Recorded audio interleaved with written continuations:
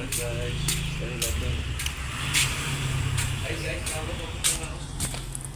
guys, ayan. Papunta ako ngayon sa Hollow Blocks ni Habi.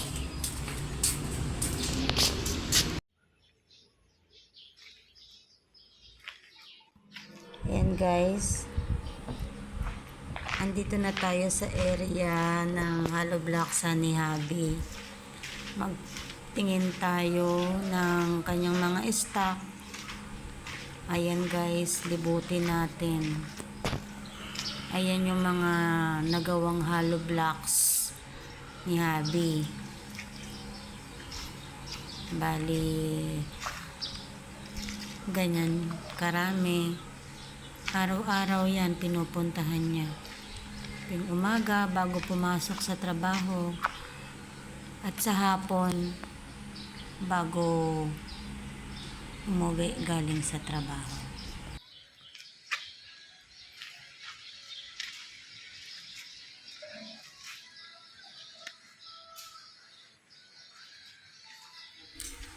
Ayan guys, samahan nyo ako na libutin natin yung mga hollow blocks. Yung mga stock na hollow blocks na nagawa na. Bali yan, mga stock na yan. Meron dyan yung naunang nagawa. Meron din yung bago. Bali yan, binibigay po. Ang unang binibigay dyan is yung mga naunang nagawa. Ayan po guys, yung mga hollow blocks na.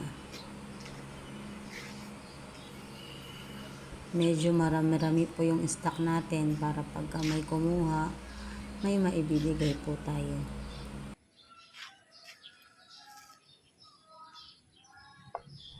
Mapapansin nyo guys, merong nakalatag, merong nakakamada. Yung nakalatag na makikita nyo, yan yung bagong gawa. Hindi pa siya pwedeng ikamada. 2 to 3 days, pwede na siyang ikamada. Kasi matigas na siya ng mga panahon na yun. So yun yung mga nakakamada, yun na yung pwedeng i-release sa customer.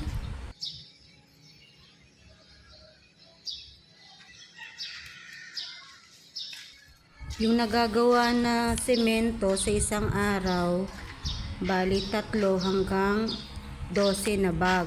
Tapos yung gumagawa sa amin is 3 na tao. Dati 5 silang gumagawa, kaya lang nagbawas ng tao dahil nga sa madami ng stock. Sa isang semento 70 piraso yung pinapalabas namin na magawa. Sa iba na gumagawa 80 ang nagagawa nila. Sa amin kasi 70 lang para mas ma-maintain yung matibay na gawa. Gumagamit din si Habi ng asukal o minsan molasses para sa semento para mas matibay yung pagkakagawa. Yung hollow blocks na ginagawa pala namin guys is yung size niya D4. Bali 3 sizes kasi yan merong D4, D5, tsaka D6. Pero sa amin D4 lang ang ginagawa namin. Tsaka 2 klase yung paggawa ng hollow blocks. Merong mano-mano, merong machine. Sa amin mano-mano kasi mas maganda ang mano-mano, mas gusto din ni Habi yung mano-mano. Bali, yan guys, yung mga nakikita nyo na mga nakakamada, nakalatag. Yan po lahat yung mga stock na hollow blocks ni Habi. Yan po. Ganyan po siya karami. Yung mga nakalatag na yan, hindi pa lang po siya nakakamada. Ayan guys, mapapansin nyo at marahil nagtataka kayo bakit binabasa.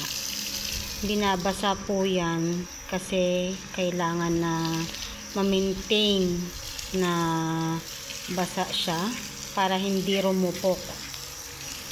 Lalo pong tumibay yung hollow blocks. Kaya po kailangan talaga na binabasa yan. Araw-araw po yan binabasa guys. Kailangan talagang basain.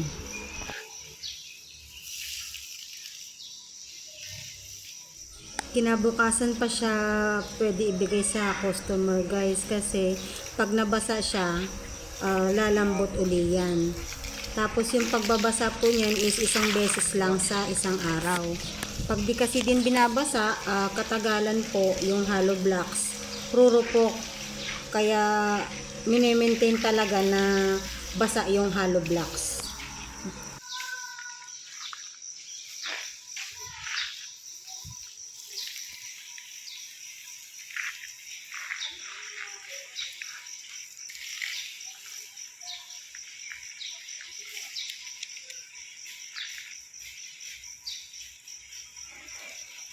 Yan po guys yung mga stock na hollow blocks ni Habi. Sa wakas nakita ko din, kasi madalang po ako makalabas, sa wakas nasilayan ko ang kanyang hollow blocksan.